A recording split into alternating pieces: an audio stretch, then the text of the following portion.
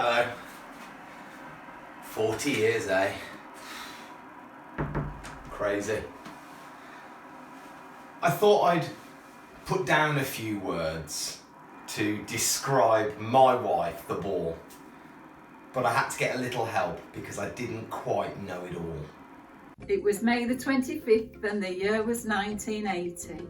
You wouldn't think it now, but as a baby she was weighty. Mum went into hospital with a great big bump and brought back a massive baby that I couldn't wait to thump.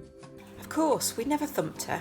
She never even got a smack because the neighbours were dead nosy in our Whittington cul-de-sac.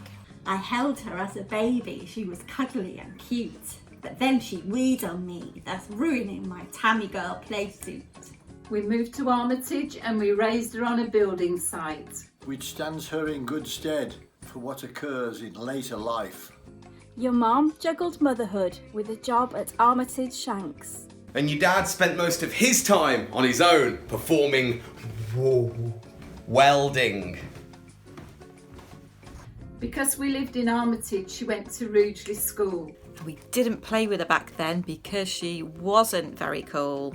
She started to mature and depend much less on her teddies. And then aged 12, she moved schools to Lichfield's finest, King Eddie's.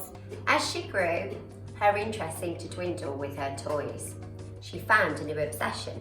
It was teenage boys. I wasn't on time for school, but Lucy was even later, and she relished hearing people call her Jet the Gladiator. She spent 18 hours a day tending to her fringe, and being dropped off at school in her dad's old van seemed to make her cringe. She got asked out in the library by a little boy named Tim, which was lucky because months before she'd started stalking him. I came to your 13th birthday party. It was at your house.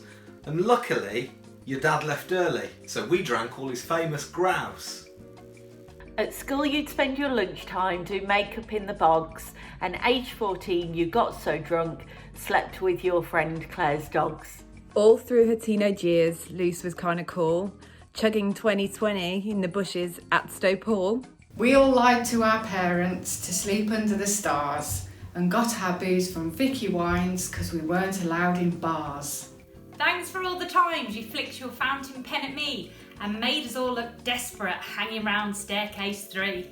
She did GCSEs but wasn't blessed with Einstein's knowledge. So she ended up doing something at Sutton Coldfield College. She flew the nest to go to uni up at Notting Trent.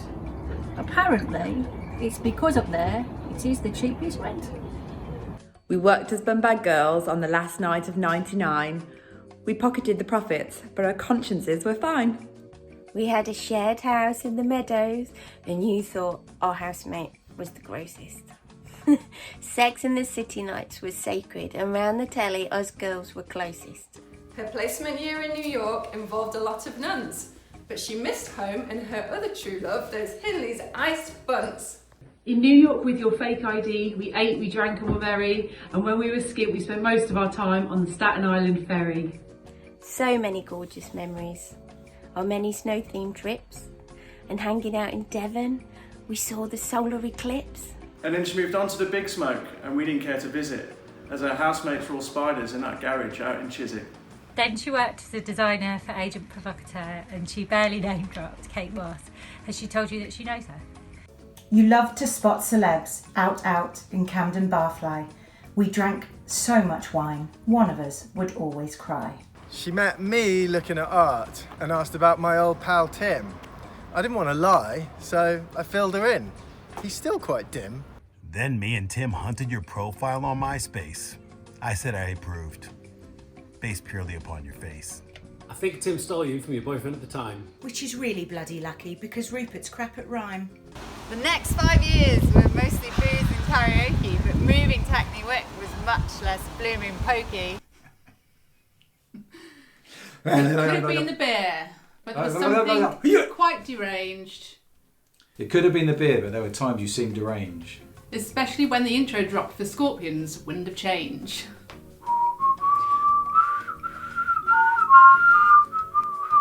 I hear those London days were mental, all that culture, all those bars. And who could forget you cycling inebriated into the back of that parked car? Then a mad thing happened back in 2009. That bloating in your tummy wasn't beer chips or wine. And then Lila came along and you had to grow up fast. And the crazy days of cycle crashes faded to your past. You held your daughter tight and kept her safe. Well, not quite. Occasionally you'd hand her over to Florence for a bite. You loved a soggy sandwich when we worked in Mornington Crescent. We had a laugh despite the fact our boss was less than pleasant. I can't forget your hen do. We went to Biarritz, but flying home with Ryanair, you sadly got the squits. We were lolling in that nightclub because the beers were €20. Then the DJ played the Spice Girls and we danced like flaming Lunos. I ministered your wedding. It was such a class event. Bit like Glastonbury, but with free booze and also cleaner tents. Because you had two sisters, I bet you're bad at conkers.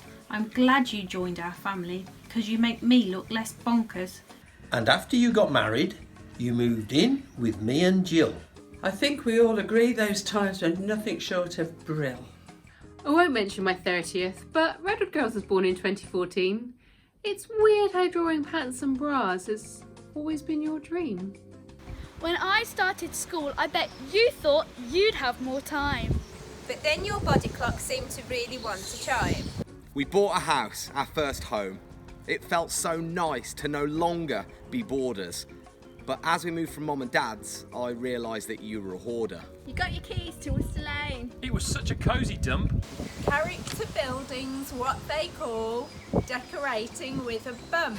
I arrived, you blinked, and you were pregnant once again. And in came Steve to try and fashion up an extension. Then Sonny came along, yet you seemed kind of chill. 3 kids, a cat, and looking after Tim should actually make you ill. I love your kitchen dancing, your jokes, even your cups of tea.